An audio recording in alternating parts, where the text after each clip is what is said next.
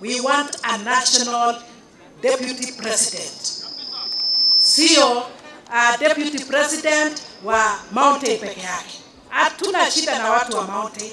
Those are great people. And we believe and we know. Kesho tukimwambia aende, President William Ruto atatafuta naibu wake kutoka Mount Kenya. Sio ni sawa? Sio ni sawa? Kwa hivyo kesho ni siku. Tunasema mtuombee, na siku ya kesho kila mtu aangalie kwa television. Tayari tulikuwa tumesign 291. Hakuna kurudi nyuma. As members of the National Assembly, and in particular women, we believe in God and we do what is right and just.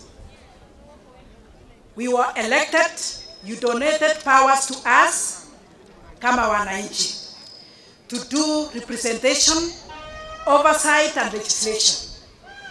So whatever we will do tomorrow, we are going to do what we call impeachment.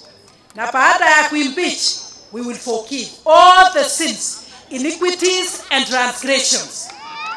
Lakini tunasema tribalism hatutaki. Politics of deceit hatutaki. Politics ya kudivide Kenyans hatutaki. Hatutakuwa na maendeleo tukifanya hivyo. Hatuna shida na watu wetu from the mountain. Once more, those are great people. Kenya is one under one president. That if we will donate power to anybody else, we know it is from the mountain. Kwa hivyo, you have our support, Your Excellency, the President, and for the Deputy President, the 291 are not wrong, and they are a representation from across the board. Hiyo mambo ya kesho ambayo itafanyika tu kikatiba. Lakini hiyo isisemekane inaleta shida katika nchi yetu ya Kenya. Isisemekane imeleta utengano. Tunataka kukaa kwa amani na sisi wote tujiheshimu kwa kazi zetu. Wewe ukiwa chair ya group, vice chair wako wa kuheshimu na wale viongozi wengine pia wa kuheshimu. Ndio maendeleo iendelee mbele. Ndio kazi ya groups iendelee mbele. Nataka kuambia kupongeza Beatrice kwa kazi ambayo amefanya. Serikali ambayo inaunganisha dunia yote ya Kenya. Hii Kenya yote kona zote. Tunataka serikali ambayo inafanya mpango na kabla zote ya nchi yake. Na hii ndio msimamo yetu kama viongozi ya kina mama. Mkituona anajua tuko hapa na hatujakuja hivi hivi. Huyu mama county hajakuja hivi hivi. I want to say this: forgiveness is a very personal item, and it is between a person and a person. The Constitution of Kenya and the laws of this country did not anticipate and contemplate forgiveness. Therefore, it is a personal matter. It will be settled, but the procedures of Parliament will proceed as they have been planned. Asante sana, Mungu awabariki. Nataka kusema Kenya tunataka amani. Hatutakubali mtu yoyote kuendelea kuchochea wananchi, kuendelea kugawanyisha wananchi wa Kenya kutumia njia ya kikabila. Tunataka rais wetu apewe muda, afanye kazi yake, ahudumishe wa Kenya. When there is instability in one corner of Kenya, there will be instability kila mahali Kenya. Kwa hivyo kwa wale wanasema kwamba sasa mkimpeach naibu wa rais tunafaidika nini? Tunataka utulivu na amani Kenya, ndio wananchi waendelee kufanya kazi yao bila wasiwasi. Kwa sababu ikiwa area moja ni mbaya, kuna uchochezi, kuna vita, kuna nini, maandamano, Kenya inakuwa affected mzima. Kwa haya machache nasema asanteni sana na Mungu awabariki watu wa Kericho. Majuzi tulikuwa natembea na wakina mama tukabeba so short. Let me say it in English so that people can get it. Recently, I was accused of carrying a crude weapon and a rungu. I want to tell those ignorant people that this is not a rungu. This is a so short. It is a sign of leadership among Kalenjin women, and it's also used to wash a calabash, which carries our milk, which is a thing of great blessings. So please do not insult our culture. Number two, I know that there are people who have been going around saying that because I'm deputy speaker, I cannot speak about the impeachment of the deputy president. Yes, I can. I am the deputy speaker. I am not the substantive speaker. I am also member of Uasin Gishu County. When I made those remarks, I made those remarks as member of parliament, not as deputy speaker. And I am not conflicted or biased in any way, because you can only accuse me of bias if I speak like that while seated on the speaker's chair. I was not sitting on the speaker's chair. And I have no conflict of interest. I am not biased. And stop peddling that notion. And those lawyers who even have the audacity to go to court to say that I am biased and I must recluse myself, even when you ask a judge to recluse themselves, if you don't give satisfactory grounds for their reclusion, they will not recluse themselves. So yes, I will not recluse myself. And I shall continue to speak as member of parliament of Uasin Gishu County, and I'm also the member of parliament of His Excellency the President. Yes. And if he has a problem, I have a right to speak up on his behalf. Yes. He voted for me, yes, and I have no apologies to make. I also want to say that the issue of impeachment, yes, is envisaged in our constitution. A president can be impeached, a deputy president can be impeached, a minister can be impeached. It is provided for. It was envisaged in the constitution. It is not manufactured by members of parliament. So therefore, there is no need to apologize to members of parliament. A motion was brought and the members will look at it.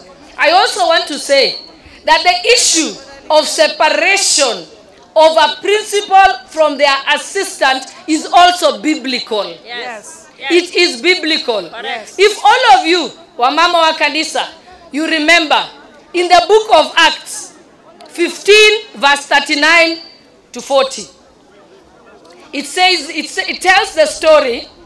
It says that the contention became so sharp that they parted ways. And on that one, it was referring to Paul and Barnabas. Yes. Apostle Paul was anointed to proclaim the gospel. He appointed an assistant called Barnabas, and they did a lot of work together.